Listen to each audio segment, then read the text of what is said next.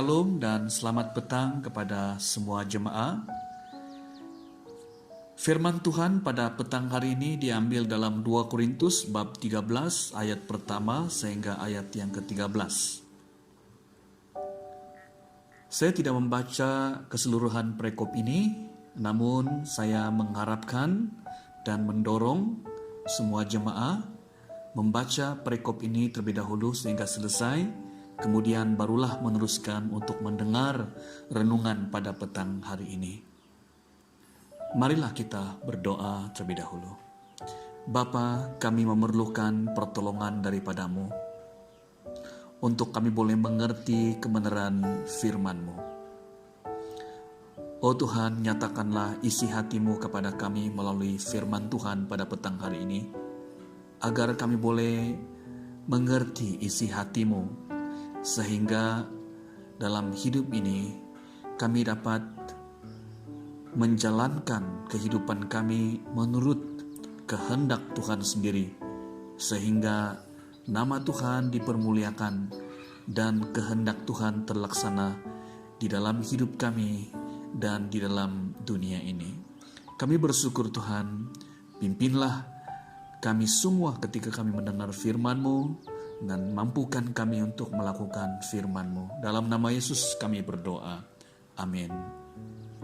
Saudara-saudari, tema renungan firman Tuhan pada petang hari ini ialah berdoa dan mendoakan. Pada bagian akhir surat Paulus menyampaikan harapan dan nasihat.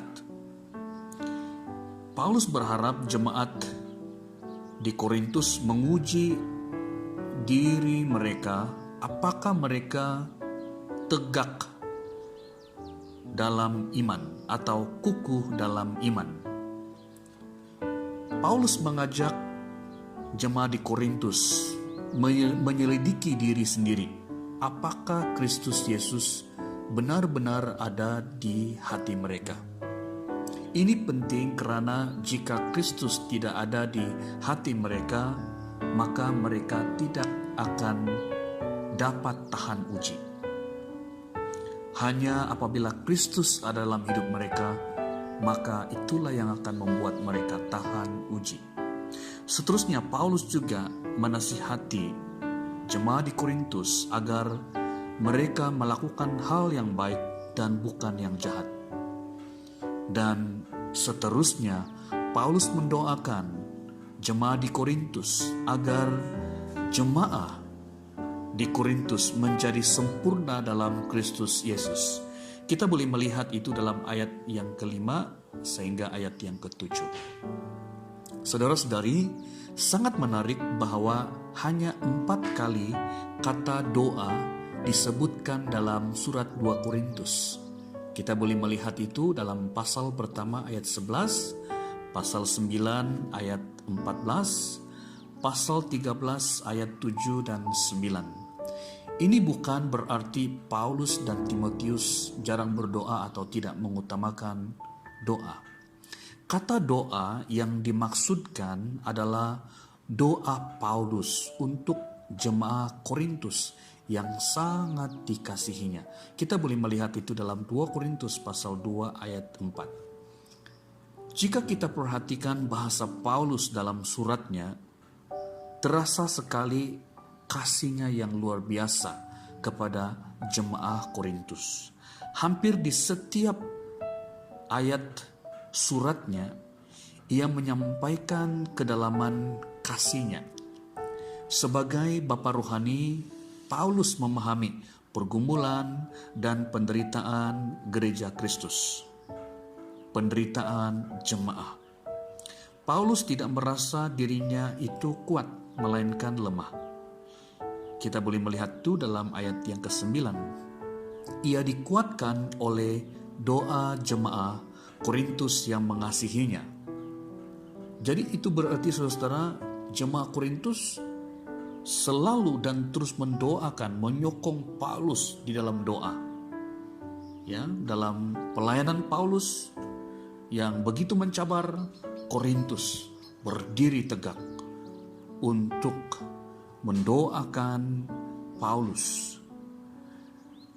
Jadi berarti saudara, baik Paulus, Silwanus, Timotius, dan Titus maupun jemaat Korintus menjadi kuat karena mereka saling mendoakan. Nah, perhatikan saudara, poin di sini ialah mereka hidup di dalam doa dan saling mendoakan.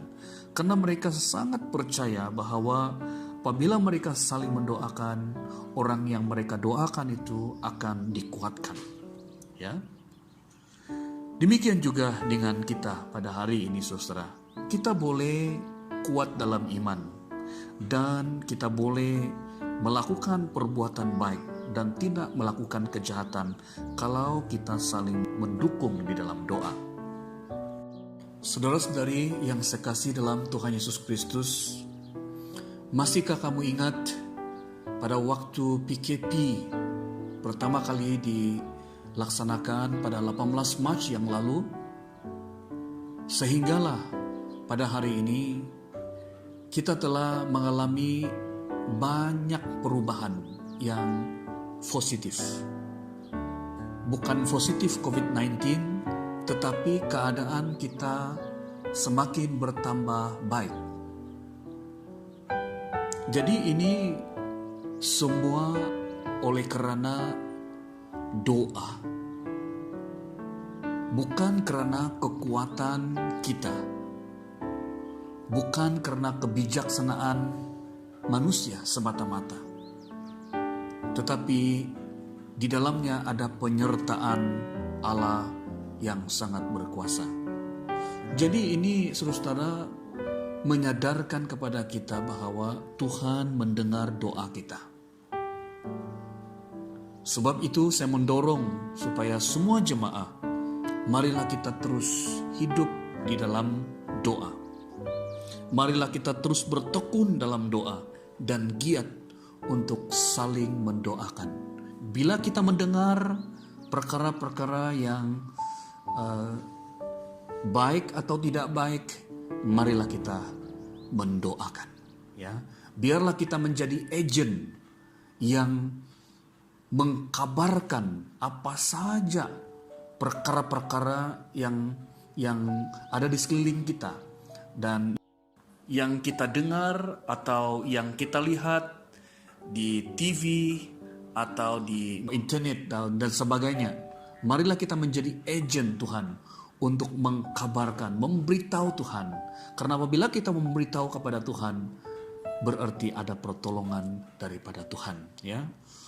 Tetapi apabila kita menggosipkan atau kita memburuk-burukkan orang lain, kita semakin hancur, ya. Tapi bila kita mendoakan, keadaan semakin baik. Biarlah firman Tuhan ini mendorong kita semua untuk hidup dalam doa dan hidup saling mendoakan. Tuhan memberkati kita. Amin.